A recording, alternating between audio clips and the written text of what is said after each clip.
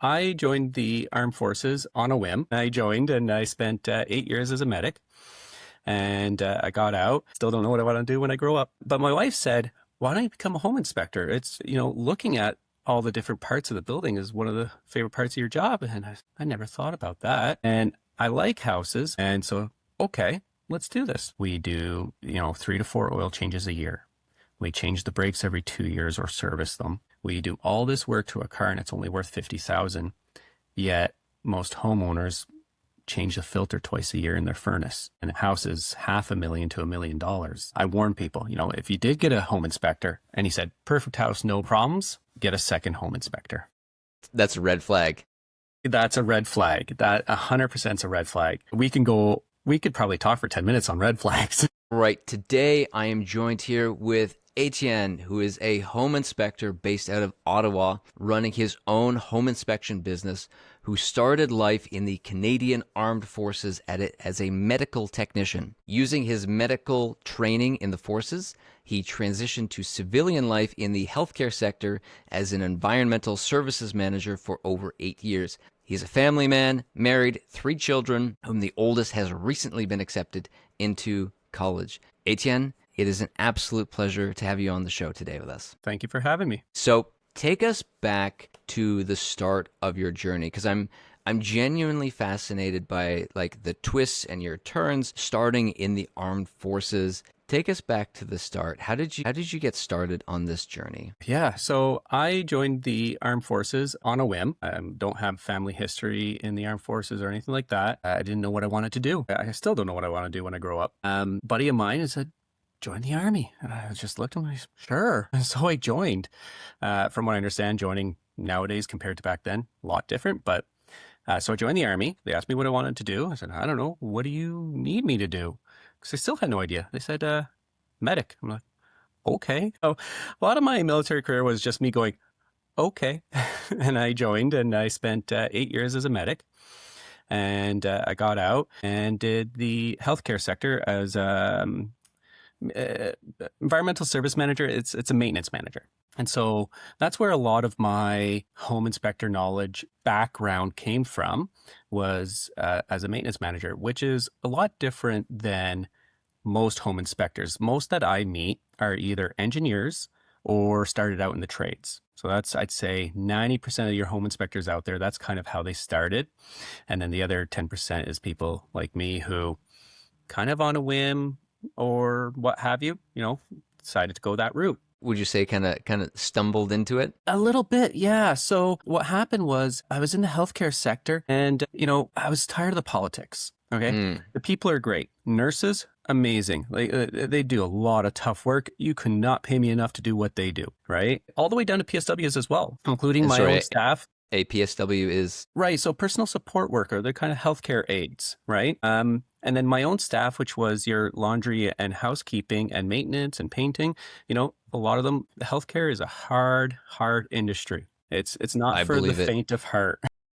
I have a friend who recently became a nurse, and she's been telling me stories about it, and I agree with you. I don't think it's something that I could do. So all the power to nurses who show up every day and do that job. It is not an easy job. 100%. Not just nurses, all the hospital staff. It's not easy. And in the end, it was the managerial politics that kind of got me out of it. I stayed in until the end of COVID. I wanted to see my building through. COVID was done, and that was it for me. I gave in my resignation. But at this point, I still didn't know what I wanted to do. Still hadn't grown up at that point, right? We're all working on that. Yeah, we are. I know the feeling well. Yeah. Still don't know what I want to do when I grow up. But my wife said, why don't you become a home inspector? It's, looking at all the different parts of the building is one of the favorite parts of your job. And I never thought about that. And I like houses at that point. And so, okay, let's do this. Through the process of the course, I found out I love houses. Okay. Not just like houses. I love houses.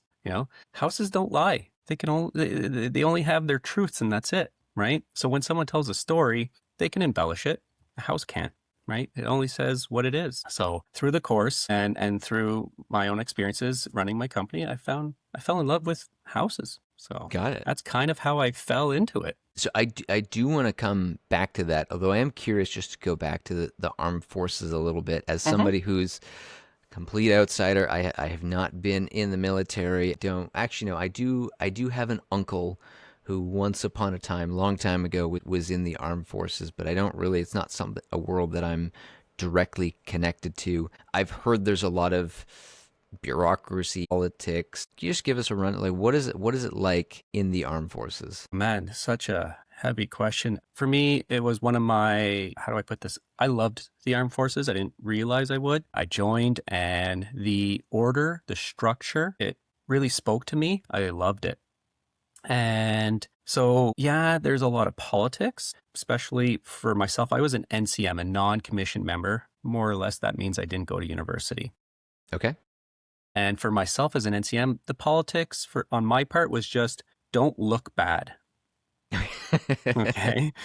Simple enough. Yeah, until you get to about the rank of Master Corporal to Sergeant, that's your job. Don't look bad. As long as the public sees that you look good, you're golden. So for me, there was less politics in the Army for myself. I'm sure that when you get higher up, there was a lot of politics. It kind of trickled down to us lower ranks here and there, but not as much for us lower ranks. We basically get our commands, execute them. And so I like this joke. Sergeant once told me, he goes, the military is the easiest job in the world. You stand there, you get told what to do, you do it. No thinking involved. Easiest job in the world. Obviously, it's a joke. It's not easy, but that's kind of how it is at the lower ranks. No politics. You just do what you're told. Right. And again, that's an interesting point because I think there are some people that would eat that up in terms of they are looking for that structure. They don't want to have to think about, okay, what do I have to do? Just tell me what to do and I will get it done. Right. There are other people who are incapable of turning off their thinking brain. And it's like, well, why do you want me to do that? Which is probably more the category I would fall into. Is it something that you would recommend for, I guess I'm phrasing this question for a young man, he's feeling a little lost, maybe a young woman too, feeling a little lost, they're at that age, maybe they're in like 18 or so, and they're trying to figure out their next steps. Like, do you see the armed forces as like, would you recommend it as an option somebody could explore? Absolutely, I would. The only thing I would caution is pick a trade that has a transferable skill. And what I mean by that is you can join the Army as an infantry, who's our main soldiers, right? And for the most part, those skills are not immediately transferable to the civilian side. So I suggest if you're going to join the armed forces, become an electrician or, a medic, right? Or anything that's got that transferable skill. That way you so just like keep your doors open. Trade within the Army so that way you get basically training, right? You learn a skill and then you come out with something useful. Okay. Yeah, I like that. Absolutely. Mechanic, for example, like vehicle techs in the Army is what they're called, and mechanics on the civvy side. Like we need good mechanics in this world, right? They're hard to come by. So you get your training in the Army, and if you decide to leave, at least you've brought something with you. Got it. And that's a really good point because I think most people, myself definitely included, when I think of the military, I think of combat. I don't think of it as a place for skill acquisition to learn actual, practical skills that you could bring back to the say the real world. So I do like that point. Okay, That being said, yeah. Every job you do in the world, as least important as you might perceive it, teaches you valuable skills that you're going to bring later on, right? Mm-hmm. As a medic, one of the things we're taught is the second we bring, let's say, a patient, if we're working in the hospital as opposed to the field, second we call their name and they stand up, we start our assessment. Right? The way they stood up, the way they stand, the way they walk. Years later, I'm still using these skills. I walk up to a house, right? And I started analyzing it from the far to the close. So it's not just once I get inside the house. It's I drive up and I'm already analyzing it, analyzing the neighborhood around. So the skills you obtained in different jobs, totally transferable to others. Right.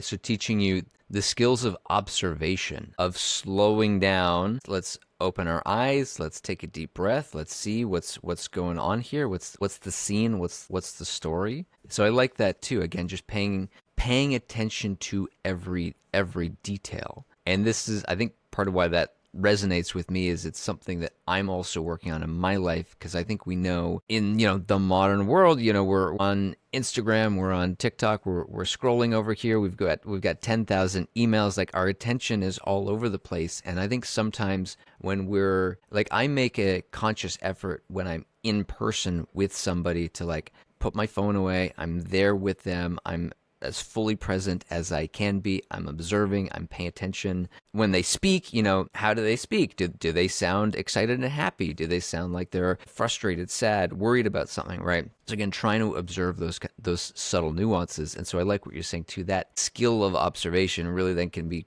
applied across many different disciplines or areas of life. And so I'm curious too, because you mentioned, okay, your wife put out the suggestion, hey, you seem like you're the inspection side of your job you seem to like. You start taking some home inspection courses. You mentioned falling in love with homes, and I'm curious if you could just go a little bit more into that. You mentioned houses don't lie, and I like that. Can we just talk a little more about that? Absolutely. Whether it's a new build, old build, I guess that would be not as relevant as whether there's a problem or not a problem, right? It's a varying degree of a puzzle. And so you walk into this house and a homeowner or potential homeowner, they say, why is this part of the house cold compared to the rest? And so you have to look at it as a whole as well as the individual parts. And the house doesn't lie, right? Why is it cold? Well, start with your basics, because the room temperature in this area is lower than the other areas, or the heat in this area is escaping. Right? You start with your basics and we go from there. Okay, so if the heat's escaping, where could it escape from? Let's focus in more on your detailed, right, as opposed to your general information. And you take all of this and it creates that puzzle. And that's what really made me fall in love with it, because at the end, it's that, aha, I figured it out. Right? The investigation. Yeah, or casino. Right? I know those casinos are meant to draw you in, but when you pull it and you've won and the lights, that feel good, that's what it is when you figure out the puzzle. I figured it out. I know why this area is colder, right? And that just, I don't know, I fell in love with that. And there was no interpretation, okay? English was not my strong suit in high school. All right? When you're reading that book, Tale of Two Cities, I'll never forget this one. And they drop the casket of wine and the red wine is spilling over the street. And the teacher looks up and says, what does that signify? In my mind, I was like, well, they've lost a cask of wine. And the teacher goes, no, it means blood is going to be spilled.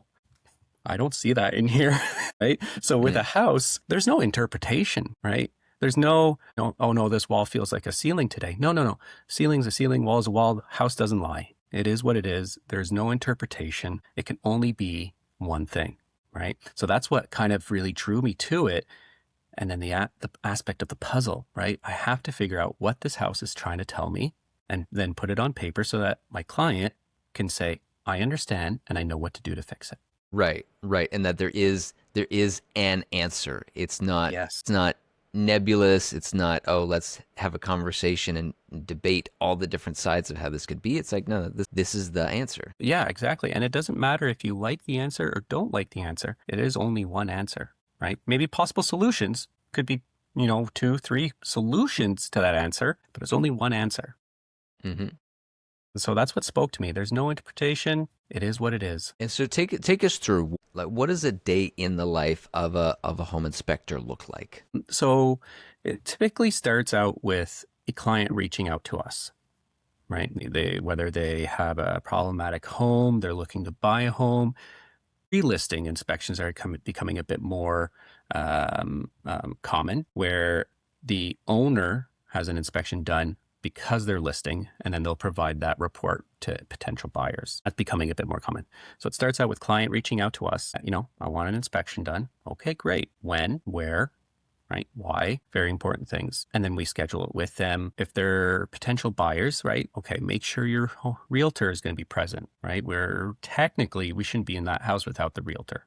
Okay, so like the realtor should be on site with you while doing the inspection? If it's for buying a house, 100%, right? Whether it's the buyer or the seller's agent, they should be there. Okay, and so again, for those of us not in the know, what's the significance of having to be there at the same time? It's all about liabilities, right?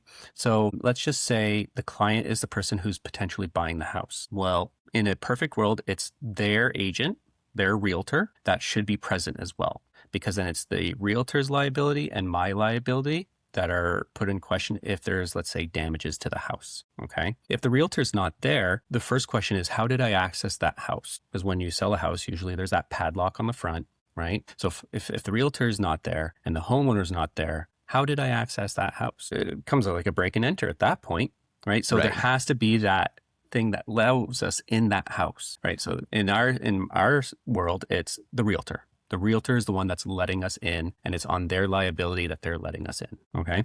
So yeah, so it sounds silly, but like sometimes I have to ask that question, and I get that feeling sometimes just when I have that introductory call with the potential client. They're young, maybe it's their first house they're buying. They're not sure how that process works. I'm like, okay, make sure your realtor's there. Make sure they book me 3 hours. Right. I've had that happen before where, they book an inspection and they only booked me 1 hour. And I'm like, 1 hour is not long for me to look at this house. Let's This is jam the not a important stuff in.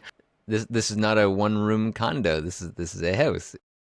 Exactly. So, and I generally get that feeling from that introductory call. Are they young? It's their first home. They're really not sure what to expect. Okay, let's step back. Let's go over the basics.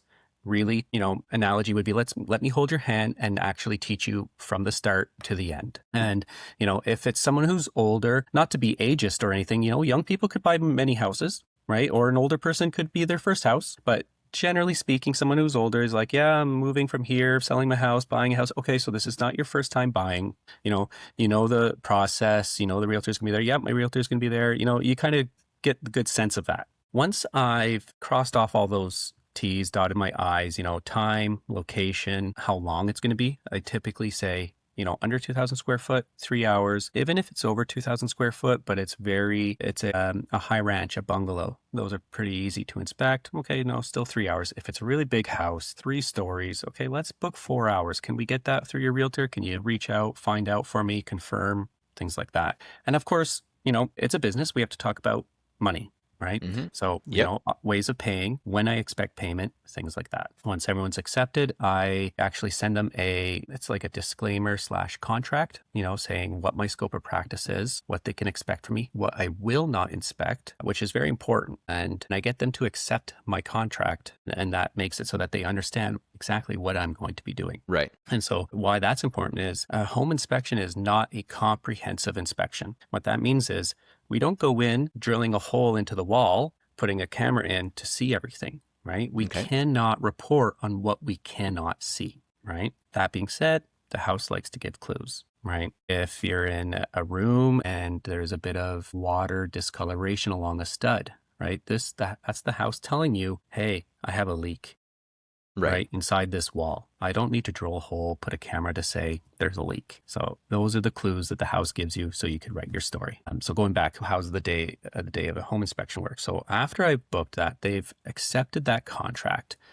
We fast forward to the day of inspection. My first thing is I want to print off the invoice. I could print off 2 copies, one for myself, one for them. I make sure I know exactly where I'm going, how much travel time of day. Google's been great for that with on the maps. When do you want to arrive? You can put, I want to arrive by 2. Right. This has been very game breaking as far as maps go.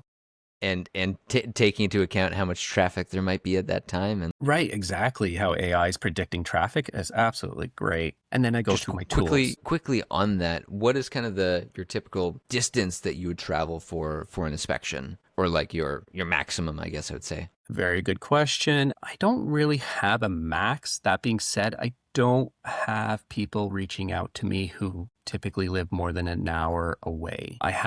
I think the most I've driven is about an hour and a half, but it was not that it was far, it's just in the bush, right? Okay, so you're going right. 40 kilometers an hour kind of thing, yes, right?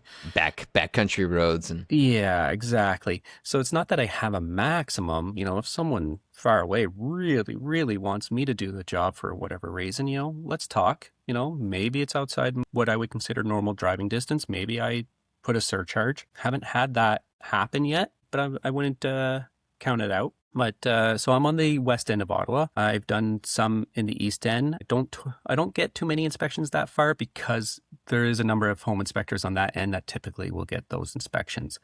I find most of the time I'll go into about Kingston, Canada, and Nepean, and then usually I'm further away, heading from Carleton Place to Almont and Arnprior or towards Smith Falls. That's typically where I end up. Okay, so you've got the booking. You figure out, okay, here's what time I need to leave to get there by. What's next? What's next? Tools. I have to make sure I have all my tools, any that are rechargeable, I want to make sure they're recharged, right? Did the last inspection, was I in a hurry and I forgot to put it on the charger? So typically as soon as I booked it, so this is days before day of, I want to make sure things are on the charger. If they've got batteries, that the batteries are good, flashlights work, bulbs aren't burnt. And this is like an ongoing checklist that you're always checking, right? I don't have just one flashlight. I've got multiple. So I'm on the You mean inspection. because things Yeah, they do. And they always break in the worst possible times. the worst moment, yes. That's right. The flashlights have multiple flashlights, right? So you go to use one, it's dead or the bulb's broken, put it in a different pouch. You know that one needs to be looked at. Grab your next one, so it's an ongoing checklist that you're kind of always doing. At my ladders, I just want to make sure all my tools are ready in the truck, ready to go. I usually do that the day before. Or the night before, morning of, something like that. Never right before I have to leave. And then I head out. When I get to the site, one of the things I do is I like to drive around the neighborhood and take a look at the houses around it. A lot of That's clues. an interesting point. That's an interesting Yeah. point, because I think when most people think of a home inspection, they think of for my home, but you're looking at the neighborhood. Okay. I am. So a couple of the things that I'm looking for as far as clues would be, is the neighborhood completely developed? Has it been developed for 5 plus, 10 plus years? Is there still development happening? How close to this house is this development happening, right? Because that can really affect the foundation. For new builds, I look a lot of times at the roofs. If 9 out of 10 roofs have a nice snow cover on it, and there's that 10th roof that has no snow, well, something happened there. Is the insulation adequate? Is there heat loss? Renoed recently? Like, usually it kind of just gives you clues of something to look at, especially if that's the house you're looking at. Right. If that's the house I'm inspecting is the only one with no snow on the roof or signs of melted snow, gives me an idea of what to really try to focus at once I get in the attic. I was going to say, you guys in Ottawa get a little bit more snow than we do in Toronto. I'm looking outside. It's a little gray. There's a little bit of slush outside. Snow has not been great this year. It's been a heavy year for snow compared to the last 2 years. Okay. Maybe for you guys. For us up here, yeah. It's been cold. Anyway, sorry, I'm side tangent. It's all good. Snow is important though, because also just the house you're going to, if there's a lot of snow on the roof, when you get to the attic, this could have a play. We look at the joists. We look at, are they all nailed together properly? Is there any undue stress from the snow? Because typically those engineered trusses, they're built in a way to carry a certain amount of weight. So they have to carry the weight of the roof as well as the snow, right? So they're engineered So with that into consideration. What's the term? Snow load. Exactly. So passive and impassive loads. Each floor also has a passive and impassive load. Impassive would be things that are permanent, typically don't move. So for a roof, that's your roof, your shingles, your sheathing, your it's called ice and snow. It's like an underlayer of the shingles. This is your impassive load. Passive would be, a tree branch breaks and falls on the roof, snow, ice, things like that. Someone walking, that's an impassive because it's not permanent. When you get to a regular, what's that? Sorry, I'm laughing because my my dad's old property, he's moved now, but 2-3 years ago there was a really bad winter storm and a tree branch. Now I say tree branch kind of in quotes because it was basically half the tree fell, and his and our neighbors' garages, they're right beside each other, and this branch fell, missed our garage by literal inches, fell down on their garage, just demolished the whole thing. And so this was slightly more than the passive load of a tree branch. But anyway, I was laughing because that was the image in my mind. Just completely destroyed their garage, and ours somehow was untouched, but literally that far away. Absolutely, yeah, you're right. So that's all part of the just driving up to the house. I want to look at the neighborhood. I want to look at the house from far and then get closer. Usually I walk around the house twice. I do my inspection is a lot of start from the top, look my way down, right? So each wall up, look down, each wall up, down, things like that. And I typically go around the house twice, once by myself and then once with the potential buyer or homeowner, what have you. And you look at the lot, the slope, things like that. There's a lot to consider. And a lot of times people ask, okay, run me through what you do. And I'm like, I can't remember every single step. But then as soon as I'm there and I see the house reminds me what I should be looking at.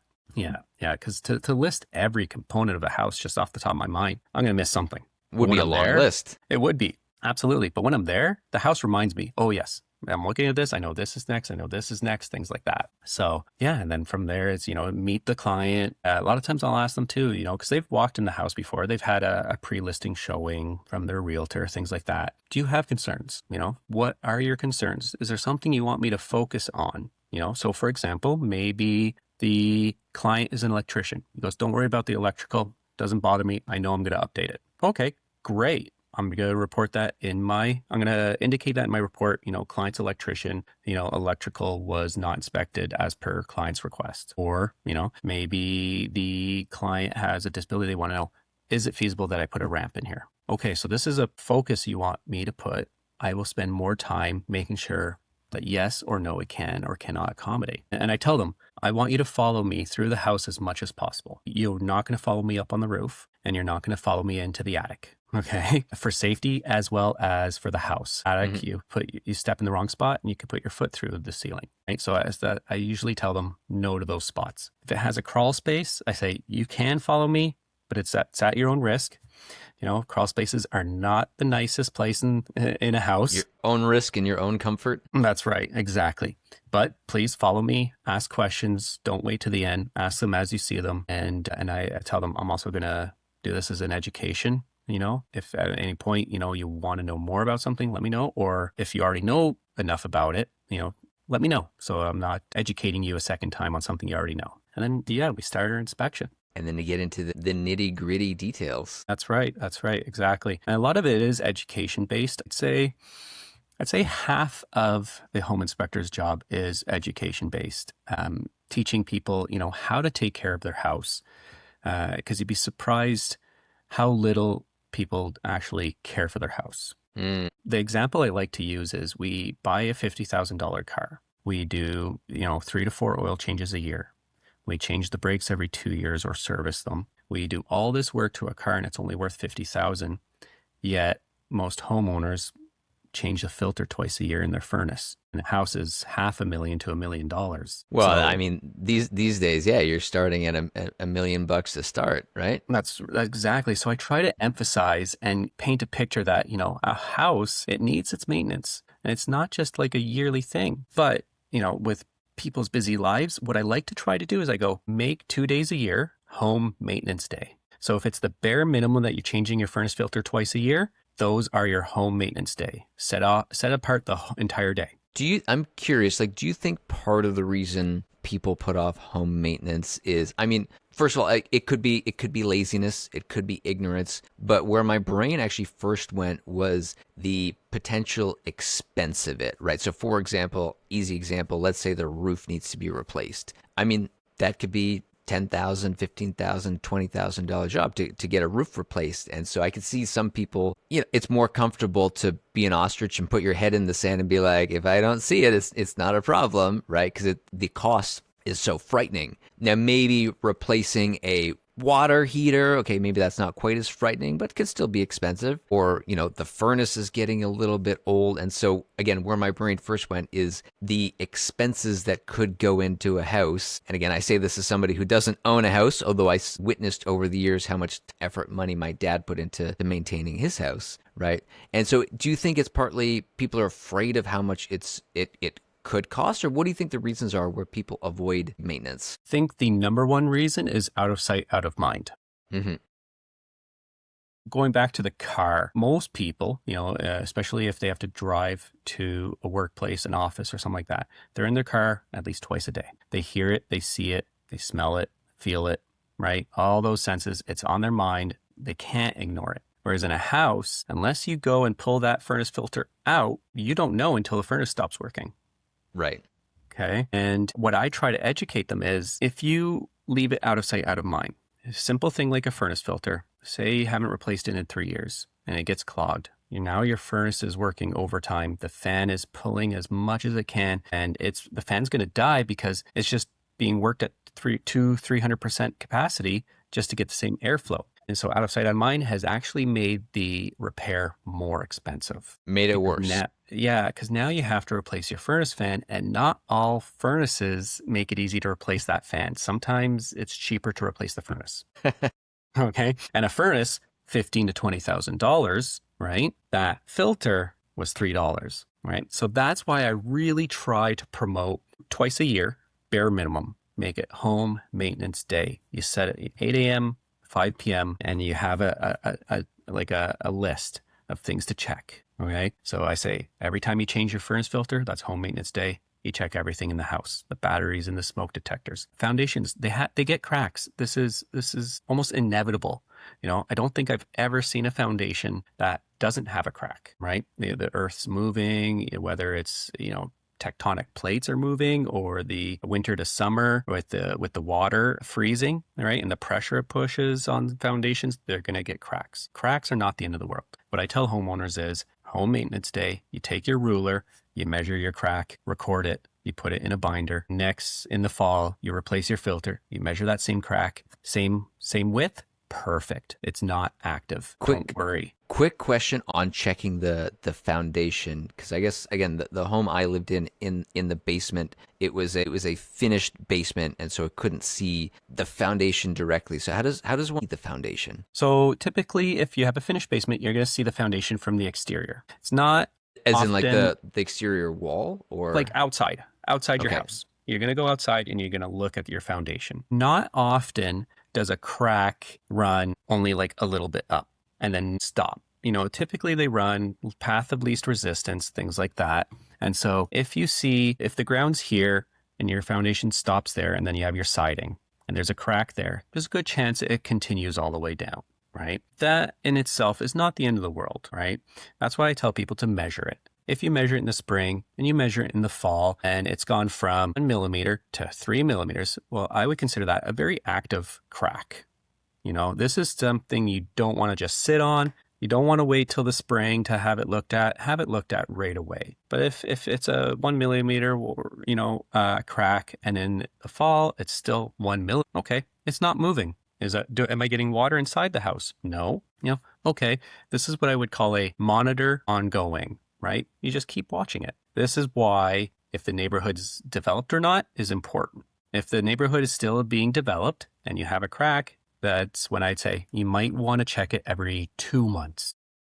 Okay, right? And is that because of like the heavy machinery on site is going to be shaking the ground, and that's going to cause a disturbance to the foundation? That's exactly it, right? So if the neighborhood's still being developed, you want to be on top of your foundation a bit more. If the neighborhood's been developed for 30, 40 years, the house is a 30-year-old house, I don't expect that crack to be active, but it can happen. So I'm always telling people home maintenance day, right? Measure those cracks. And I like to try and make that a term, home maintenance day, right? We get oil changes every 3 months. Why aren't we doing that for a house? Yep. Fair enough. And my apologies, I cut you off there, but I liked you were giving a simple list of, again, here's the basic home maintenance things that if you go through this list and stay on top of it, you're going to prevent a lot of trouble down the road. Where my brain went initially was, again, like dental checkups, right? If you go for regular visits to the dentist, you get your x-rays, you get your checkup, you get your cleaning, your teeth are probably going to stay pretty good for longer. But if you ignore it for several years, suddenly you got a root canal you got to deal with, for example. That's exactly it. So you mentioned furnace filters, smoke alarm batteries, foundation cracks. What else is on that list? So I try to educate potential homeowners using as little tools as possible. So I like to say either a ruler or a tape measure. And if you don't have that one, use a quarter. In the spring, if you can't fit the quarter into that crack, and in the fall you can, obviously active, but I do say preferably a ruler or a measuring tape. Every homeowner should have one of these, but it's everything you should be able to do with a measuring tape and a flashlight. It's all you should need to do your basic, home maintenance day. So everything that has water, just use your flashlight and see if there's any signs of water staining or rust. So I say the furnace, a lot of furnaces nowadays are high efficiency. And so with high efficiency furnaces, there's a second heating chamber where it allows the air to cool down. And when air cools down, it condenses. Right. So the furnace collects the water and then pumps it out to a drain. So look around your furnace for signs of rust. Open your furnace up. If you're unsure about safety, turn your thermostat off and open your furnace up and look inside the box for rust. This is going to be a very telltale sign something's not working. Okay. It could be as simple as your basement has too much humidity, you need a dehumidifier, or it could be that your furnace is in the early stages of failing, right? Doesn't necessarily, that's what I mean. Like there's many possible solutions, but there's only one answer. There's water somewhere, whether it's in the air or actually in the furnace where it's not supposed to be. Same thing with your hot water tank. Check for signs of water, right? If you have an HRV, again, check for signs of water on the floor. So HRVs are typically mounted up higher up on the wall. Still, you want to check. And sorry, in HRV, for those that don't know? Yeah, absolutely. So the HRV is more or less new technology. It's called a heat recovery ventilator, and it's meant for these houses that are airtight. And so if you have an HRV, look at the floor for signs of water. A water softener, even though it's not a core part of a house, look for signs of water, washer, dryer, anything like that. You just want to take your flashlight and look for water stains or rust, right? Your filters in your HRV or in your furnace. If you run off of natural gas, just look at your gas lines for signs of corrosion or rust. You don't need to know why they appeared. You just need to see the signs of it and then call, a licensed technician to come and take a look. And, just having a plumber come in to look at your plumbing to say that, yeah, you're fine or not, $100 for a visit just to take a look at the pipes versus you ignore it out of sight, out of mind. And then all of a sudden you get a pinhole leak because of the rust. Well, now you've got a much more expensive repair. Right.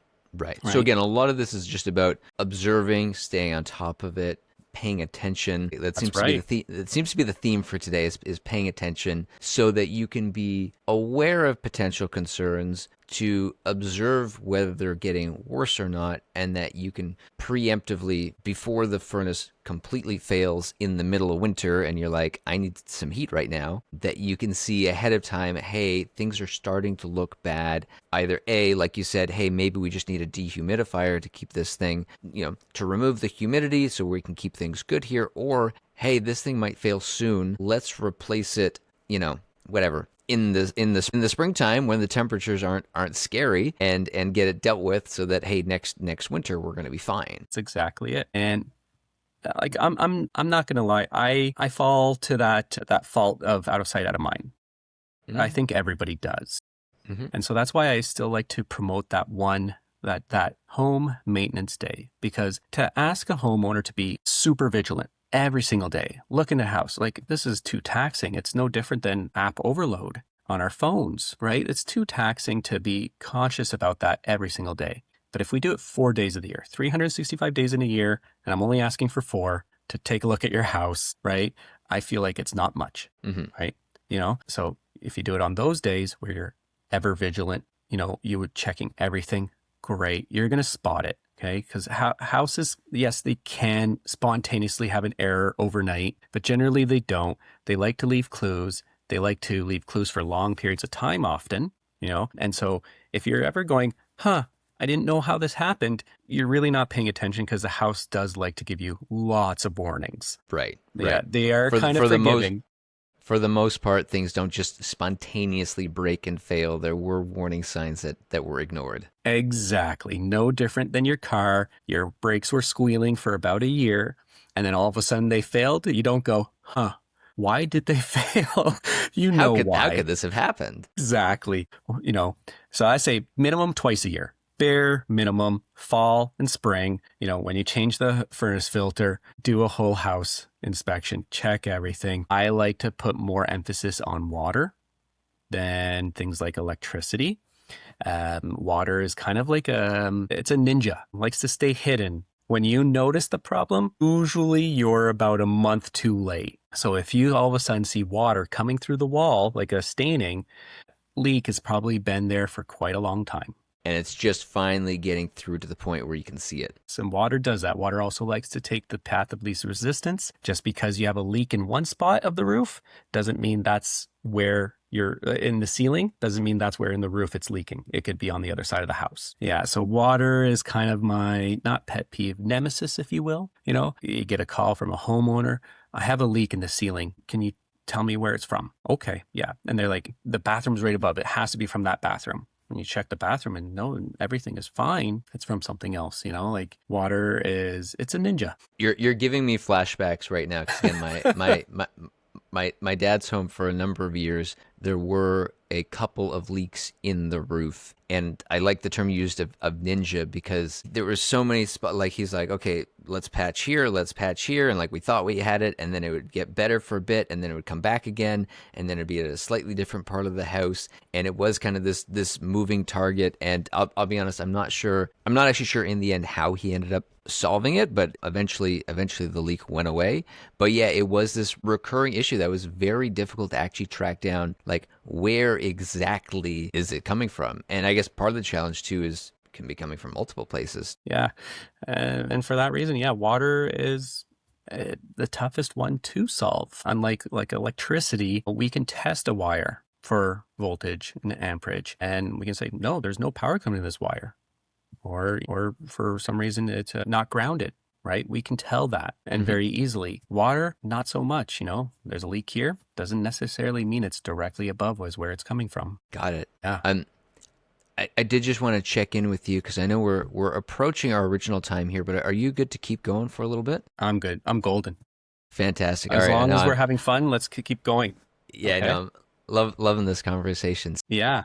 Okay, so to go back, so you go to the home, you do the inspection, and you take into account, like, if the client has some, custom special requests of things that are important for them, you'll take that into account. And then what's your next step? You write up a report of what you found? So when I'm done, I like to go over it with them in person. I find it's so much easier in person than over the phone. Or after the fact. Like, if I've written the report and I send it to you and then you have questions and you call me, so much harder to explain and point out than when I was at the house. Where I can use the house as an example, right? On site, right? So you do your inspection, you write your report, but then right there on site, you then talk to the homeowner or the buyer, depending on the situation, say, hey, let me take you through what I found. Exactly. In person, so much easier to explain and clarify. And if they have questions at that point, they can ask right away. So much easier, faster. And in the end, it's more efficient for me, because I'm not getting that phone call afterwards that I have to spend time, because it's going to take double the time on a phone call to explain my report than in person, right? So to be efficient and money conscious, yeah, doing it there makes sense. I like to save, 5 to 10 minutes at the end. And I've asked, do you have any questions, multiple times in my inspection. Typically, when I've given my report to them verbally, they don't have any questions. Sometimes they do. Sometimes they have. The one that comes up quite often is, so do you think it's a good price for the house? And I'm like, that's why you have a realtor. Okay. Yeah. I don't want to step on their shoes. Just like they don't want to step on mine. You got to talk to your realtor, right? But it's perspective. But people need to understand it is perspective. I can look at a house that has a rotten beam in the basement. Okay. For a young couple, first house, they're used to country living because they live in the city, things like that. That could be a deal breaker. Maybe that price of that house is not a good value for them. Whereas you have a seasoned country living person who's hands-on, maybe they're in the construction trade and they know how to lift the house, replace a beam. And so, $2,000-$3,000 of work and material for them is not a game breaker for the price of the house, and it is good value. So it's very perspective. And so that's why I often say, talk to your realtor. Okay. But that being said, no house has no problems. I like to say Mother Nature doesn't allow for a perfect house. Okay.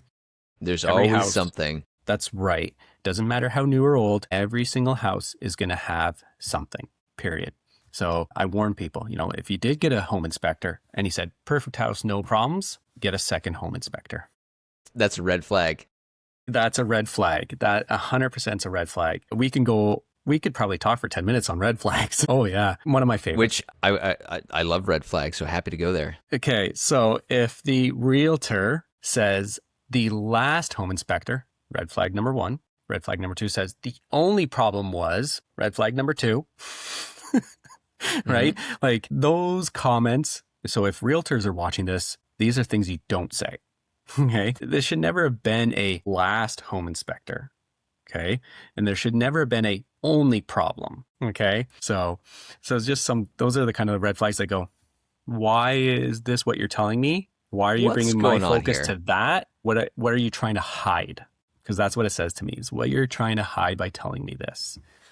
Red flags. Yeah. Anyway, what were we talking about before that, though? Before the red flags? We were talking about your report on site. Yes. So that's why I like to give it on site, so much more clear. But I do go home, I do write a report, and then I send it to them digitally. Typically, they pay before they can download it. Once they download it, if they pay through the application with like a credit card, it automatically flags it as paid. If they pay through e-transfer, I flag it as paid, and then they're free to download the report. But I do offer them ongoing assistance. If you have questions about the report, about the house as I saw it that day, that's very important. That's a very key specific jargon.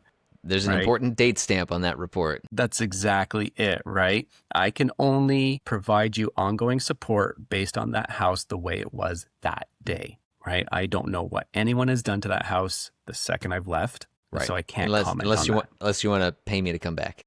Exactly, right? So often it's that day, the house was typical temperature. There was no humidity when I walked in, things like that. Or on that day I walked in, I could cut the humidity with a butter knife, right?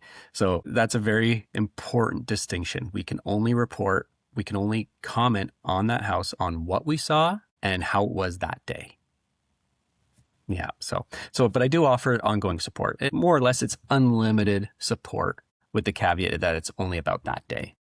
Right. So even though I say unlimited support, typically is very limited. I often get people coming back maybe a month from the day of inspection with questions, but very rarely is it more than a month. Okay. Yeah. The most I'll get past a month is they might ask for a reference for, a repair person, and I tell people, you don't have to give my name. I don't get any kickbacks. These are people I would use for my own house, right? Please just contact them and use them. And I specifically say, you don't have to give them my name. Don't say that you heard it from Etienne, because I don't want that illusion that I might get a kickback or a referral fee. Just the best service for the house. Right. Okay. And then sorry, I had a question and now it's slipped my mind here. But so I guess in terms of, all right, this is where I want to go with it. Okay. So you've done your inspection, you've given your report. Are there any situations where things get, I want to say, tense in terms of either, like I guess I could see if you're doing the inspection on the behalf of the seller is going to be motivated to be like, hey, don't include that in the report. Do realtors ever get involved? Like, I'm curious about that side of the business where you have to almost kind of manage personalities, maybe politics. Like, does that ever come up, or is every day smooth sailing, easy breezy, nobody's ever a challenge? It does come up. Thankfully, it doesn't come up as often as I think it used to. Because I've heard in training, specifically in communication, because when I took the course, there was a course just on communication. They talked about how it used to be, how there used to be a lot of realtors who would team up with home inspectors, and they would say, do the report so that it sells. This used to be more common. I think it's less common nowadays. Not that it's gone completely. I think it's less common. I think both on the realtors, they have their code of ethics, and then home inspectors have their code of ethics. And I think these organizations have put more onus on that, which has made it easier. And I guess maybe there's, I want to say, concern over liability. It's like if you're not reporting on a problem that's there, and then the, I guess, liability from the buyer is like, what are you talking about? This is clearly an issue. Do you think that was part of the driving force to clean up their act? I think definitely part of it. I wouldn't say it was the entire thing, but it's definitely part of it. I think there was a lot of aspects to that. That came into effect before I became a home inspector, and I think that's definitely a pro that I came in when I did, because it's now more of an honest industry. Okay. Than I think it used to be. Okay, that's good news. For both realtors and home inspectors. I think it's more honest, not completely though. I have come across inspections where, so I did a a pre-listing inspection for one client. She had owned the house for about 4 or 5 years. And when I did the report, for my first, again, red flag, right, was why didn't you use the same home inspector when you bought the house? Right? Could be legit reason like they were tired. But that was kind of the things that I thought, I was like, why didn't they use the same one? Oh, well. Let's go and look at this house. And she said to me in the middle of the inspection was like, when I bought this place, the home inspector said the house was perfect. Red flag number 2. Right? Exactly. And I looked at her and I was like, there's no possible way that this deficiency happened within 4 years. This deficiency was here when he inspected it, and therefore it was not perfect. Right. And that was just one deficiency amongst others. Right. So yeah, I've forgotten where we were going with that. But the honesty thing. So, I like that I'm honest and I project that. So I don't even think realtors don't even ask me that question, can you make it look good? It's not even a thought anymore, which I really, really like. Yeah, I haven't. But something I would like to touch on. So pre-listing inspection, right? Because you kind of mentioned this a little bit. So if the person selling the house gets a pre-listing, how do you know that report is honest, right? Like if I, as the potential buyer, I'm looking to come into this house and you as the seller say, hey, we already did this inspection. Here it is. And then how can I trust that? Okay, that's a good question. Yeah, exactly. So there's a couple of things you can do, because I know a lot of them, they like to print the report and put it on the kitchen counter. But with a printed report, it's easy for the seller or the seller's agent to put in extra papers, right? Or remove some, right? I don't like that this is a deficiency. Let's get rid of that page. So having the digital copy available really shows that, I can see everything, all the pages match, things like that. But I also tell sellers, don't repair everything, okay? When you present a report that's perfect, that's red flag, because there's no such thing as perfect. Don't repair everything I find, If it's something that I find that's like urgent, needs to be fixed just for living in that home, yeah, repair it, leave it in the report, put an addendum, the receipt with the repair, and that's got the honesty. So someone going to buy the house says, the beam was rotten, you repaired it. Here's the picture of the rotten beam. Here's the receipt of who repaired it, all those things. Okay, amazing. Am I going to get this receipt when I buy the house? Yes, you are. That's where the honesty comes in, right? So if you do a pre-listing, do those steps. If you're going to repair it, leave a receipt. Don't repair everything, and this touches a bit for the realtors, right? When they don't repair everything, it gives the buyer that little haggle, because they're going to haggle anyway. Let them haggle. It's part of the game, I think. Right. You go to buy a house, you're going to ask for something, and the people selling the house know you're going to ask for something, so they raise the price too. It's this little game that we've made. I don't want to go into the philosophy of it because I don't know the exact reasons, but so we all like to feel like we're winning. That's exactly it. That's exactly it. But if we just put the price where we wanted and there was no haggling, everyone would still win. But whatever. Everyone's got to feel good at the end. I get it. I've always wondered about the haggling process, but that's a separate topic. Agreed. 100% agreed. But yeah, so for that pre-listing inspection, don't go off repairing absolutely everything. And the things you do repair, put a receipt in, show what you've done, don't hide it. Nothing and I like that idea too. Like the before after photo too, if that applies. Exactly. There's nothing wrong with saying this was wrong, but we fixed it. Yep. Right. Yep.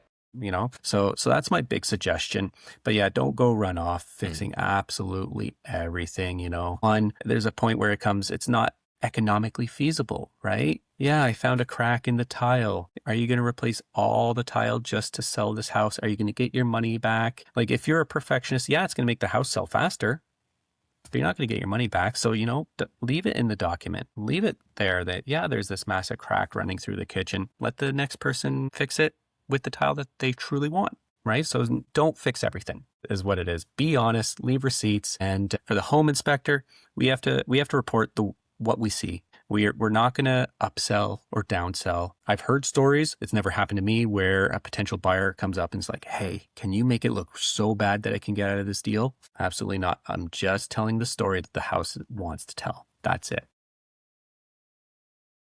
I'm curious too, because all the way at the start of this conversation, we were talking about how the demand for pre-listing inspections has increased. And I was just curious if you can touch on that in terms of, I guess, was the old model that the buyer would always do the inspection, but now it's increasing that the seller will do the inspection? And is the idea that, hey, as a seller, I'll do the inspection once, and then all my potential buyers have this report instead of each potential buyer having to do their own inspection? I'm just curious kind of what you're seeing changing there in terms of the market or perception. In general, buyer does the inspection, pays for the inspection. And that is still, I'm going to say, at least 90% of all inspections is the buyer buying the house gets a home inspector. Depending on the market at the time, if it's a really fast-paced market and you want to be competitive, like somewhere like Toronto or something like Toronto, or some times of the year, right? Spring and fall specifically, or if the market's hot at the time, doing that pre-listing inspection might just put you a step ahead of the rest to actually make that sale. Right. Especially when shows you've taken the initiative, you're on top of it, you're taking a look of it. Hey, it's already done. You don't have to bring in your own inspector now. Yeah, exactly. And it goes into you hear these terms a lot, right? You have a buyer's market and a seller's market, right? So in general, because there's a lot more philosophy and psychology to those two terms than I'm going to present here. I'm not an expert on those terms, but in general, when it's a buyer's market, there's a lot of houses on the market and there's not many people looking. When it's a seller's market, lots of people looking, not many houses on the market. That's very, very, just touching the tip of the iceberg of what those two terms mean. Yep. So when it is a buyer's market, having that pre-listing might put you just a step ahead of the rest of the houses, right? When you're competing with so many houses to sell and you need your house to sell, just puts a step ahead. Doesn't mean that the buyer won't get an inspection anyway. Sometimes they do, and a lot of people suggest it. Right, because it's still their own independent, somebody that they know is acting in their interest or something. Again, somebody that they've hired directly, and so they don't have to be concerned about somebody else, doctoring a document to maybe change some things. Exactly. And as much as I would love to get the inspection on both sides, if mine is the pre-listing, my actual suggestion is get a different home inspector to do the inspection as a buyer. Yep. Right. Like just to avoid any conflict of interest and all that. Yeah. Exactly. Although there shouldn't be any conflict of interest because as a home inspector, I'm still just inspecting the house the day of, right? Things could have changed in between the two inspections, but still the buyer should still get a different home inspector as the one that did the pre-listing. Yeah. So does just keep everyone honest but really the home inspector should be honest in the end. They should just see it as it is and report it that way. Are there any parts of the jobs or moments where things do get, let's say, tense, or there's pressure, or people are getting heated and angry? Like, does that come up? Is that a part of the job? For the home inspector, not very much. Right? I think sometimes the heated part is often between homeowners and realtors trying to set up times. On my part, if a home inspector does their job properly, they're going to be conscientious about their words, their verbiage, things like that. So for example, I go into a house, I'm not going to make comments on the home, especially if the homeowner's there, right? Not my job to validate or invalidate aesthetics, right? I walk in, I'm like, oh, green curtains. Why would they do that? One, doesn't add any value to the home inspection. So it's redundant. Plus, it might hurt someone's feelings, whether it's the homeowner who decided to stay because they can and they are allowed, or the potential buyer loves green, and I made that comment, and now they are going to second guess everything else I say just because of a personal opinion. Right? So if the home inspector is doing their job properly, they're leaving their aesthetic opinions behind and only reporting on whether the house is safe, liable, no unexpected repairs to come up. If they just stick to that, there's no hot water. Structural, functional. Is this building going to stay up? Exactly. For the most part, yeah, home inspectors don't get too much hot water, pun intended, right? I think I had it once where I had an issue with payment, but it was with a company. It was funny. Now that I think about it, the most issues I've had was when I was hired by a company as opposed to a person. Interesting. Okay. Yeah, I find that interesting too now that I'm thinking about it. So I had one company where, as I said, they can't download the report until they pay. And the payment was delayed. I think it was delayed like almost 3 weeks before I got paid. And then they finally got the report. So that was one. And that's why I have that kind of protective measure. It's just, no, you cannot have the report. No, I don't take a promise. Payment, you get the digital report. And that's the way it works. And other than that, there's not a lot of hot water, really. Okay. If a home inspector does their job properly and, let's just say it's a metal roof and I say metal roof, great. It might be hot water if I mislabeled it and I said it's, shingles, it's a concrete shingles roof, or what have you, gravel, and I list metal. Yeah, okay. But there was a fault there, right? So as long as the home inspector's doing their job properly, don't see a lot of hot water for us. Yeah. That's good news. Helps to take the pressure off. I'm curious just to change gears a little bit here, because again, I'm also interested on the business side of things. And correct me if I'm wrong. And sorry, is my camera? Sorry, did my camera? Yes, your camera turned off. All right, 1 second. What is going on here? And you're back. There we go. All right. Remember what I said about we're not striving for perfection here? Doesn't exist. Exactly. Like you said, there's always something, but we roll with it. You are, correct me if I'm wrong, but you run your own business, right? As a home inspector? That is correct. Yes. Okay. And so because I know this is something, now for me, I'm probably biased here because I do have that entrepreneurial spirit. Some people love to have a 9-to-5 and be an employee. What was it that inspired you to get into business for yourself? That's a good question. I don't know if I have an exact answer. I think part of it was out of necessity because there's not a lot of potential jobs for a home inspector. I can't just go on, let's say, is it Indeed? Yeah, Indeed, and look for a home inspector job, right? So I had to make a choice, like either I'm going to start my own company or buy a franchise. Right, because there are home inspection franchises, but there aren't really, like you said. And again, so as a franchise, right, like you would be the owner of that franchise. I mean, you'd buy the rights to, use their branding and their name and their logo, right? But you're still own your own business. But so that's a good point that there are no, if you want to become a home inspector, there are no like salaried jobs available. I'm not saying that there's none. I'm just saying there's not very many. Few. Yeah, it's not common. Okay. But was that something that, I guess part of where I was going with my question too is like, were you excited by the idea of running your own business? So you're like, hey, I'm going to get a home inspection. I'm going to have my own business. Or was it something where you discovered along the way, you're like, oh, I'm going to have to be a business owner now. Like, was it exciting for you or made you nervous? That's tough to say. I think it might have been both. I think it got overshadowed with my excitement of just looking at houses. I think it was just a necessary step that I had to do the actual job. I was excited. There was parts of it that I was very excited about, picking a name, picking a logo, very exciting parts of making a company. And so, yeah, I was excited, but I knew very little about owning my own company. I really knew very, very little. And I jumped in like I do. I like to jump in head first and kind of pick up the pieces as I go, I've not very much the same personality. Not saying it's the best way to do things. I'm not saying it's the worst. It's just one way of doing it. It's a personality type. Yeah. So I do say like my personality type, I did like building it from ground up, the way I like it, the way I see it. And it's still evolving. There's still parts that I want to change, to be the image I see. Right. But there wasn't that aspect of me that was like the need to own my own company. Once I had finished my courses, if there was a job out there for a full-time home inspector, I probably would have applied for it. And I think I would have been, I don't know if I can say I was be as happy or less or more. I don't know, but I know I would have been happy. Yeah, because for me, it's the love of looking at the house.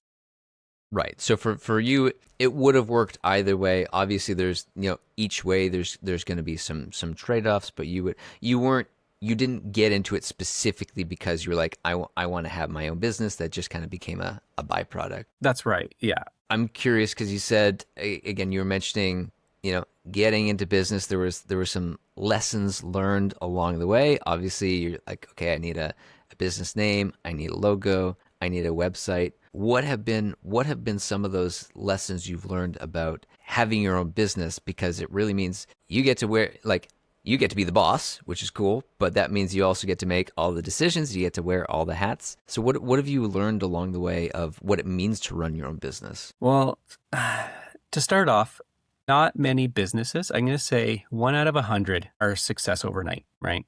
I got into home inspections and my first year, I think I did 10 for the entire year. Which for reference, for people that don't know, like let's say a good healthy year of inspections would be roughly how many? I would say, depending on what you're aiming for, like if you're trying to support a family on just home inspections, you want 50. Okay. Okay. So like 50 would be a good number to strive for. Yeah. So I can see Yeah, 10 would yeah. be a little light. Exactly. And I remember that first year, you get your first home inspection and you're great. It's exciting. Okay, I'm on the map, people know me or something. And you do the first inspection and 2 weeks go by. No calls. You look at your website analyticals. You're not doing well. Okay, I get it. I'm new into the business. So that was something that if I'm going to tell new home inspectors starting their own company, success overnight, it's 1 out of 100 companies. Okay. I You think there's have to build it up. is it a Mark Twain quote of "It took me 14 years to be an overnight success"? I don't know exactly who, you might be right, but yeah, that's exactly it, So expect that for sure, especially, obviously your geographical area is going to depict whether how quick or slow it develops, and And on that too, because I'm curious. So you get your training, you're a licensed home inspector, you start your own business. Take us through what was it like landing those first jobs? Was it word of mouth? Were you doing marketing? Were they referrals? Like where did that right. come from? So I'll correct one statement. You said licensed home inspector. No, I'm a certified home inspector. Currently in most of Canada, there's no licensing requirement. Okay. Okay. You do need to go to schooling to call yourself a certified home inspector. Got it. And then there's also a registered home inspector, which means you've attained a certain status with one of the organizations. Okay.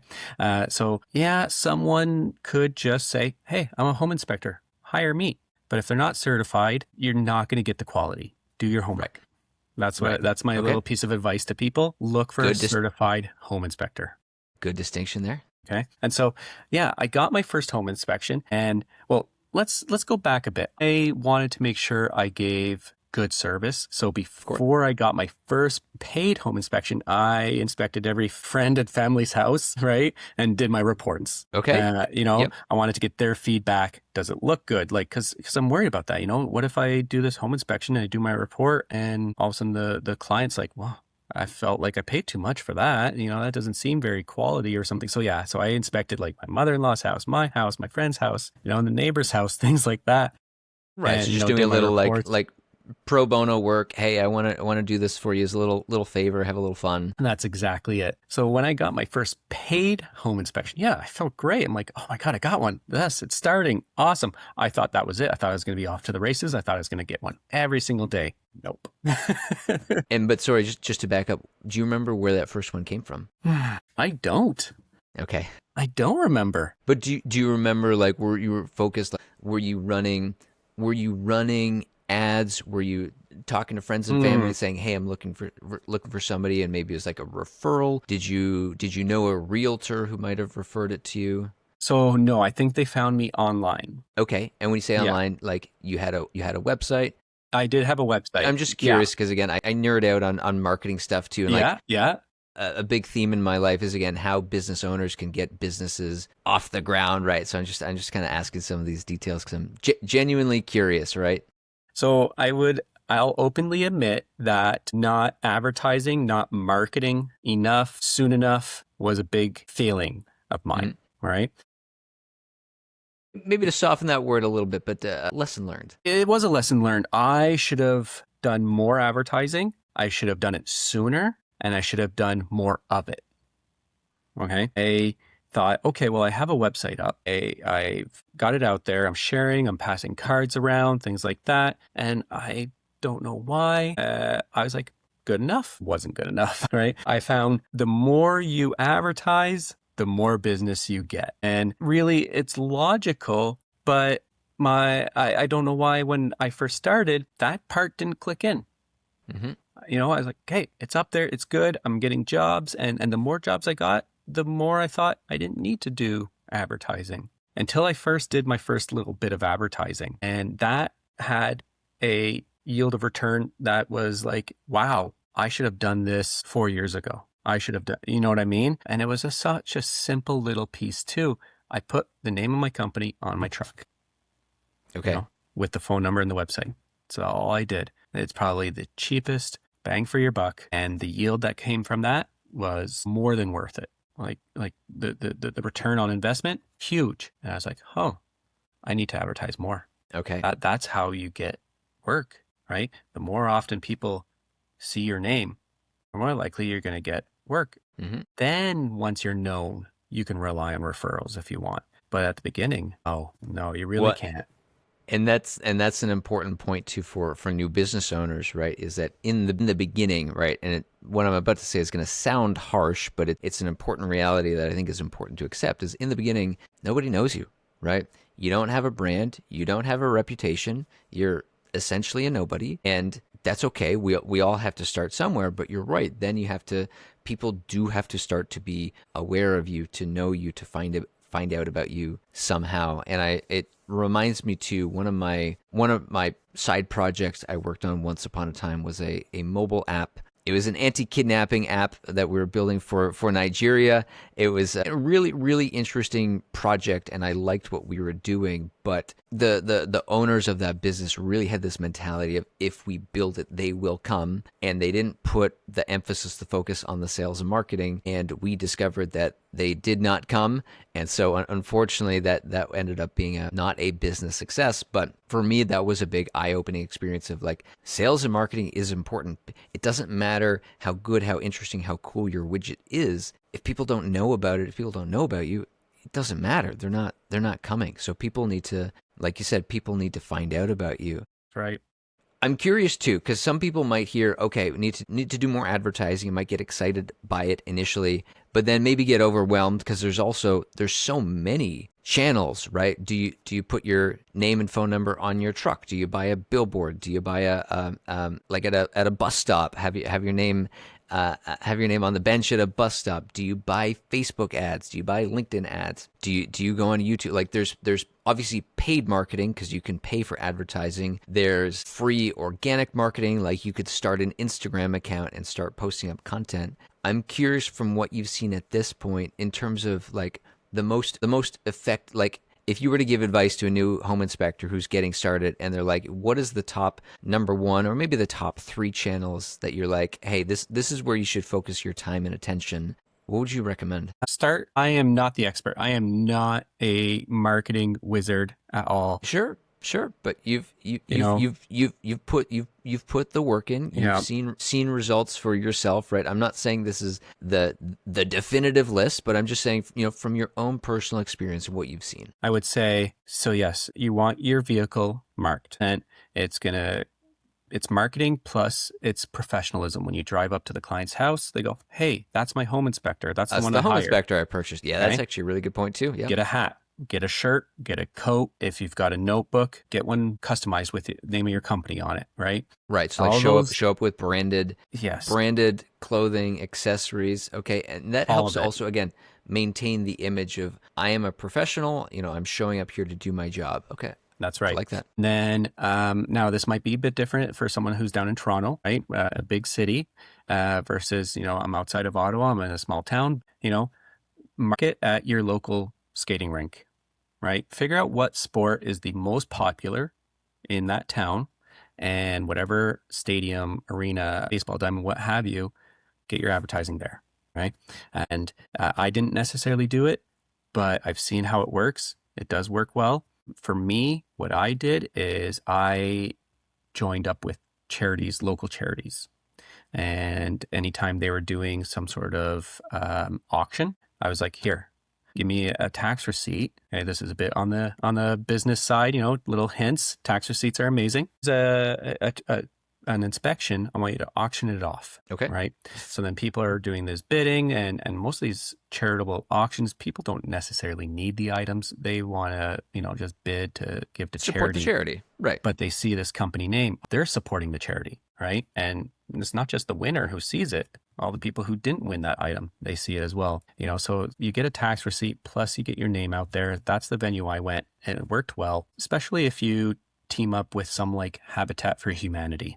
right? So I have a couple of friends who work there and they build houses for people in need, right? Which is it's relatable because I also inspect houses. So that was one of the things that I did. Is it the best? I don't know. I'm not the expert, but whatever gets your name out there, whatever you can Sure. do so that people see it more than once, twice. They need to see it many times. Go to every single realtor's office. Now, I've heard this tactic isn't as fruitful as it used to be, but going to every realtor's office and giving out cards, a lot of buyers now will actually purposely not pick the home inspector that the realtor suggests. Because again, they're worried about biases and things like that. Exactly. And an information highway in today's age, it's so accessible. People just, they like to go on Google and, find one themselves. Got it. Okay, that was actually one of my follow-up questions too, in terms of like, do you find that you again, through your own marketing, your own advertising, you generate the majority of your leads and customers yourself, or are they coming from relationships with realtors who then, refer you people, or mix? I would say the majority of my clients come from a Google search. So making sure your website and I don't know the word for this, but when you use certain words that make your website pop up on search engines. Search engine optimization, SEO. Those, make sure they're done properly. Which is a hot topic right now, and I certainly do not profess to be any kind of expert in this, but with the dramatic changes in AI, I know for myself personally, I've been paying attention to my own behavior. I don't click on nearly as many links anymore on Google as I used to. I've started using Gemini. So there's a whole other side tangent in terms of what people are talking about. The next iteration of SEO is more AI based in terms of like, how do you tickle the AI algorithm to then feature your name. I haven't gotten into that yet, but yeah, I just want to make that note that SEO is changing dramatically right now. Yes, it is. And I did get one client based off of a AI search. Okay. And so on my website, it says, because I'm ex-military, I do give a military discount. Got it. And so one client just used Gemini, the exact example you're giving, to search. He said, and his search was home inspector with military discount. Mine was the first one to show up. It's not one of my, what do you call them? SIOs, SOIs? SEO? SEOs. It wasn't one of my SEOs, but it's on my body contact, like the front page of my website, whatever you call it, the first page. It's there. So AI picked up on it and I was the first link. And so I got the job, right? So definitely with the technology we have today, making sure your website is up to date and going with all the current logical trends, if you will. I'm not sure what the proper wordage is, but also make sure your website changes. People keep it up updated. On that. People pick up on it. People will say, there's a lot of savvy people nowadays and they go, their website hasn't changed in 3 years. Are they still active? It's funny you say that, because in doing my own research here and reaching out to home inspectors, I've been checking out a few websites, and the first thing I did notice is many of the websites I've seen, they do look, not necessarily saying the content is out of date, but the website looks like it might have been, from 10 years ago or 15 years ago or maybe even 20 years ago. Like some of them look like they've been around for a little while. So I think that's a good point too, to make sure your website is looking fresh. That's right. And on that topic, so one thing I did write was a .ca. Okay. Canadians have that. I'd say not all Canadians, but a lot of Canadians have that national pride and generally will trust a .ca before a .com. Right. And especially in home inspection too, where it very much is a local business. Like you said, you're working within about a 1 hour drive around from where you live, right? Like it is, you are hyper local. So yeah, I can see that being an important point. The one mistake I made when one mistake? Oh, I made many mistakes. Lots. Defining aspect of a good person is, can they learn from their mistakes? Right? Make mistakes, just learn from them. Yes, I'm a big believer in that. Yeah, absolutely. When I first started my company, I actually had a 416 number, a Toronto number. Okay. I can't remember the area code on it, but I had a Toronto number. And I met with someone who was a British gentleman who had come to Ontario and started a winery, a vineyard. And he said his accent and his phone number was actually a big blocker for just extra customers, that little extra mile, if you will. And after I was talking to him about it, I went and I changed my number. I got a new number, a 613 number, which is considered Ottawa. And yeah, that made a difference. Most people, even though let's just say there's a company that has an Ottawa office and a Toronto office, and then there's me who's local. Mm-hmm. People generally want to go with that local, that underdog, as Mm-hmm. opposed to that big company. Right? For So sure. changing my phone number and a .ca, it made a difference. Yep. Well, just on that note too, because I get the very clear sense in talking to you, like you're a very genuine person, you're very down to earth, you're very honest, you're very like, hey, let's do this properly, let's do this by the books. I know for myself personally, like if I'm looking to hire somebody, I generally want to avoid like some big faceless company where I just feel like, I'm just a number. I'm just another person going through their system, their funnel, right? Like I want to find that connection with that, that genuine person who I feel like, oh, okay, this is actually a human being. I can have a conversation there. And so I feel like that those traits that you have are gonna, serve you very well because people feel like they can actually connect you as a real person. I had another suggestion and it's gone, so it'll come back to me. Were there any, again, I'm very interested in this, like, lessons learned, mistakes made once upon a time and how you do things differently. Are there any like unexpectedly difficult parts of the job that people don't warn you about before you get into it? Yeah, there is, not every part's going to be glamorous. It's not always going to be a new build. It's not always going to be clean. I'm pretty happy when I go into an attic and it's like a clean attic with fresh insulation. I'm very happy. A lot of times, it could be old insulation, asbestos, which is still a very scary word for some people, mold. I've gone into crawl spaces where I've actually had to say, I'm sorry, I'm not going in there. I'm going to come out with rusty nail scratches all over. That's dangerous. It's not glamorous. You have to know when to say no. Your safety comes first, right? Whatever you charge for your inspection, let's just say, for example, you charge $500. Is it worth, tetanus for that $500? It's not. Your health comes first. You have to know when to say no, because if you say no, that's clearly something that should go in your report, right?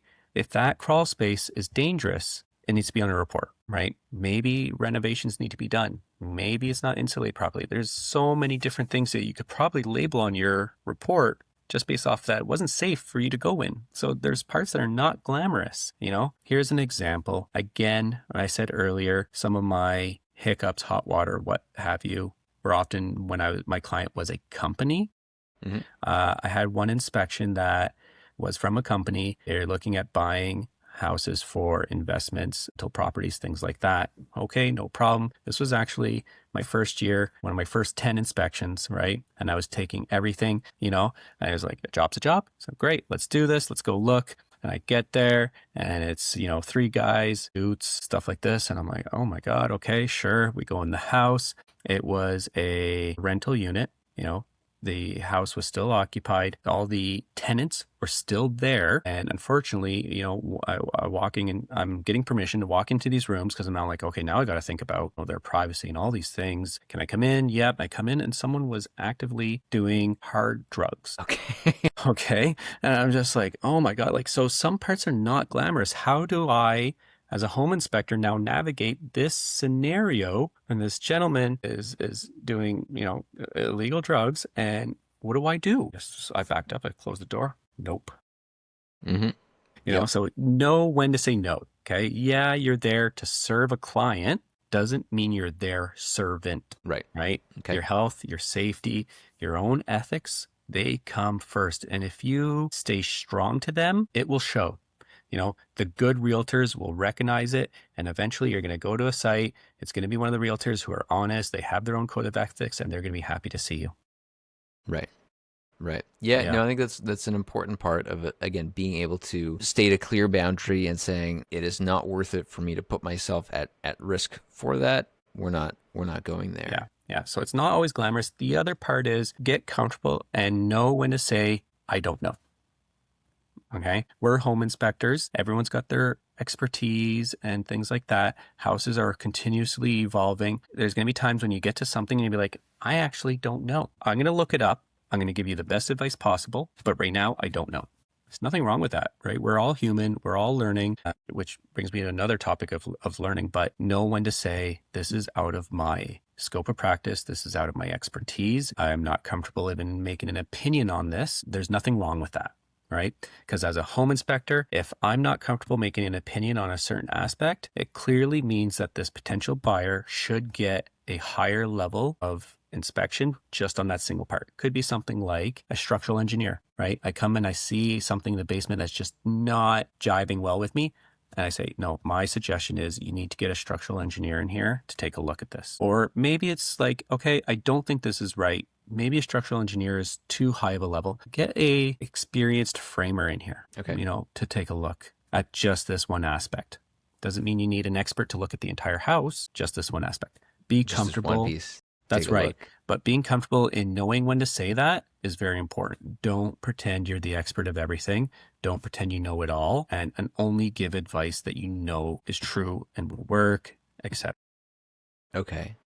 And going back to this idea of like advice for new home inspectors, like from what you've seen, what are the things that cause like a new home inspector, like if they're trying to grow their business, they're trying to get it off the ground, what are the things that you see them struggling with? So one of the things I struggled with, and now in the process of correcting and things like that. So the first year, I had a part-time job along with my own company, and then second year, I'm like, oh, okay, 10 inspections, that's not enough. Maybe a part-time job isn't enough. I need a full-time job and my own company. So what I mean by that is either have that other job or do more than just home inspections, right? There's other aspects that you can do. So just recently, I taken the wet inspection course. So wet is for anything that burns wood. So a fireplace, stoves, furnaces. If they burn wood, you take this wet inspection course, and this gives you the license, which is different from a certificate, to actually inspect any wood burning appliance. Having these extra avenues of revenue, one, makes you look more professional, adds to your revenue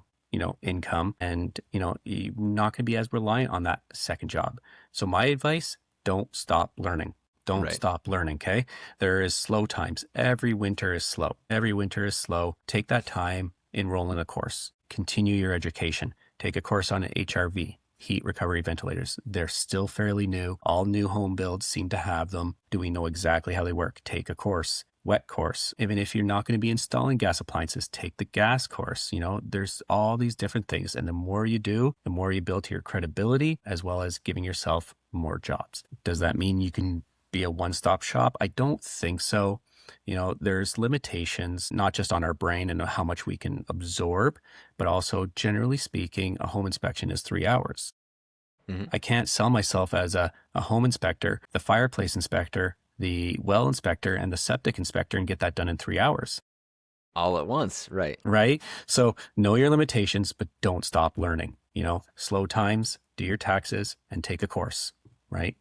Winter, right? December and January, they're very, very slow months. Take a course. Don't stop learning. Houses are evolving. We should too. Got it. And I like that idea too of having multiple sources of income. From the point of view, if somebody's just starting a home inspection, they don't have that reputation yet and things are a little bit slow, right? They still have some income that they can pay their basic bills as they build their business. But then also, like you said, if there's like a slow season or things just in general get slow, you still have backup options to, again, pay your bills, keep the food on the table. Are there any parts of the job where you feel like essentially you're wasting your time, right? Like, are there any parts of the job where you're like, this takes up so much of my time, I feel like I shouldn't need to do this?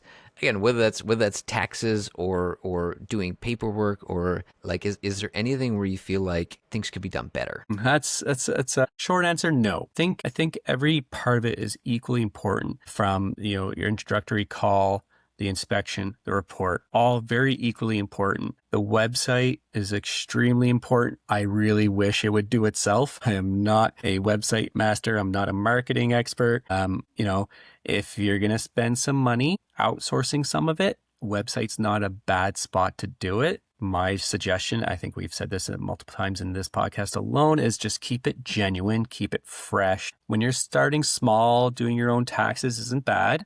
But I do suggest quickly moving to an accountant. You do get to write off that expense as part of a business expense, and it's just going to take that added stress away from you. Right. In the meantime, if you're doing your own taxes, start it in December, December, January, February, when it's slow. You mean don't wait? Don't wait till April. April is when we get busy. April, May, June, even before April, March, April, May, June, right? Very, very busy. Don't wait till April. And then you're going to be shooting yourself in the foot. Start it in December. And once you get to a point where, more than 10 inspections a year, get an accountant. They're not expensive. You get to write it off. And honestly, that just have them taking that little stress away from you is well worth it. That's definitely some suggestions out there. A website is another good spot to put some money into, have someone help you build it. I did it all myself. And would I do it again? No, I'd hire somebody. Yeah. Well, I think there's something to be said because I'm certainly this way and I get the vibe that you are too, again, being that kind of scrappy upstart entrepreneur. And so I think there's something to be said about in the beginning, when let's say money's a little tight, sure, you do it yourself. So you get an initial website, it's up and running. But I think like you were saying, once you get those 10 inspections, hire an accountant, hire a professional to do your website, right? Like once you have the business up and running, then you have the funds to start investing. And I like that approach too, because I think sometimes people do the opposite of before they've ever made a single penny in the industry, they're like, everything must be perfect. I need the perfect website and the perfect social media presence and the perfect business card. And they'll invest all of this money into the business before they've ever sold a single job. And I just think that, sure, you can make that work, but it also creates a little bit of vulnerability, depending on your financial situation. You may have overinvested and then it turns out the business never took off, right? The other part I caution about being perfect is humans in general, we've developed this ability where we almost associate perfect with fake.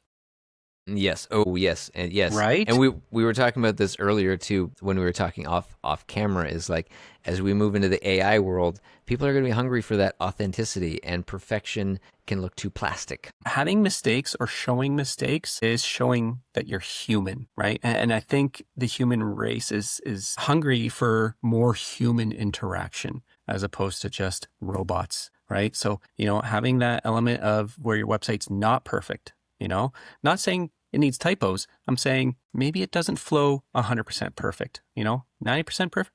That is good. That's great. That's amazing, right? It doesn't need to be 100% because you're going to realize that 90% might speak to more people than that 100%. Right. Yep. Right. I think it's a general rule of thumb when you're talking about Google reviews, which is something else. I hate asking for Google reviews. I need to get better at that.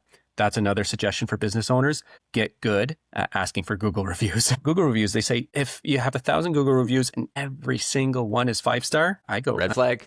Yeah, red I flag. think those are bought. Yep. Right? Exactly. So perfect is bad. Yep.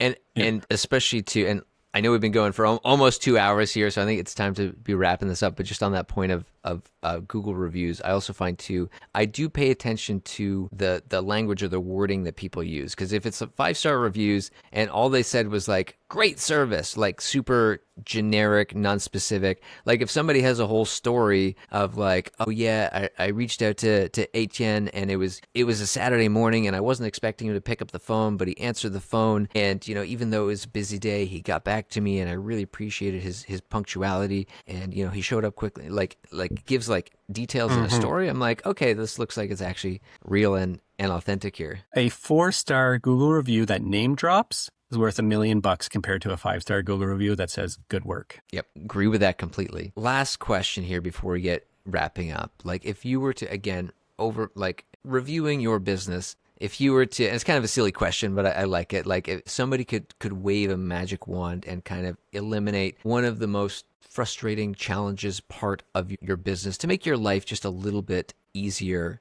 what comes to mind? Ooh, I don't know. I don't know that one. I think I'd rather not have that magic wand. I think learning the mistakes is what makes me a better home inspector. I think if everything was handed to me, I don't think I'd be as good as I am now.